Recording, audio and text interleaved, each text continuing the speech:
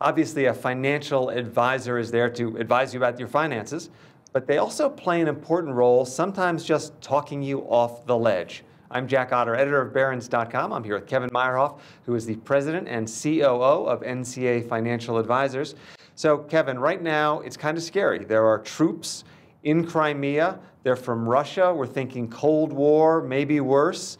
The market has been going up and down pretty dramatically, something we haven't seen for a long while. You say what to your clients about this? You know, it's funny watching it all unfold, and every time something happens, the market moves dramatically in one way or another. And so clients are very confused. And so you sort of have to look at the big picture. I don't believe that what's happening in Russia is going to have a major impact at all to the U.S. economic climate, nor do I think it's going to have a global economic impact. Most of our clients, the vast majority, we're not traders, we're investors. We're not worried about what's happening day to day. We're looking at the long term of how this is going to play out. And our advice to our clients right now is relax. Look for some down periods as an opportunity maybe to put some more money in.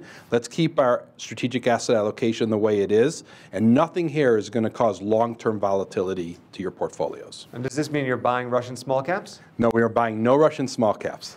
Now, obviously, some buy and hold investors will say, just turn off the TV, ignore the news. You don't completely do that. You say there are some long-term trends that are moving stocks or bonds, and we should be at least keeping one eye on those. One of those is interest rates. We've had a wonderful 30-something year bull market in bonds. I think I get the sense that you think that that has come to an end and we need to play conservative ball on bonds. Yeah, I mean, I think the odds are that interest rates are going to rise. I think they're even going to rise more precipitously than most people think. I think that we're going to see unemployment come back even quicker, and that's going to cause both interest rates and inflation to move up with a lot of standard deviation, a lot of risk over this next 24, 48 months. And if that happens, you got to get short. So we sat around and we did thousands of hours of research from our team on bonds. What's the best way to take advantage of the bond part of the portfolio? Remember, that's the safe part of the portfolio, the one that's supposed to be non-correlating to equities. And after doing all this research, talking to managers, economists, and everything else, we came up with this great idea. We decided to be patient.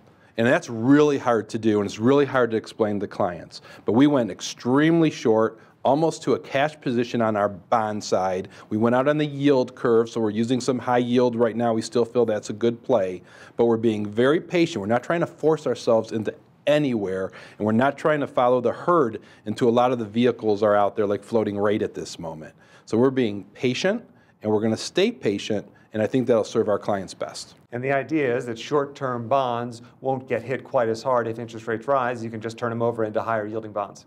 Absolutely. So we want to not have any risk at all in our bonds right now if possible, and we don't want them to be hit by rising interest rates, which will cause lower bond values. Now, what are you doing on the equity side of things? You mentioned that for those people who've been out of this wonderful bull market, you think you know what some of them might be inclined to do if the market keeps on going up.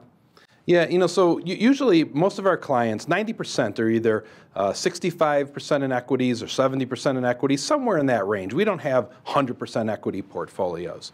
And we're going a little bit more aggressive. So if you were a 60% equity holder, we might be going up to 70% right now. Not because we think equities are going to be unbelievably great, but there's just too much risk on the bond side. And if we need to get a little bit more return, we think that's the safer way to do it. And what kind of stocks do you like? Again, small, large, mid caps? Yeah, you know, we tend to follow modern portfolio theory.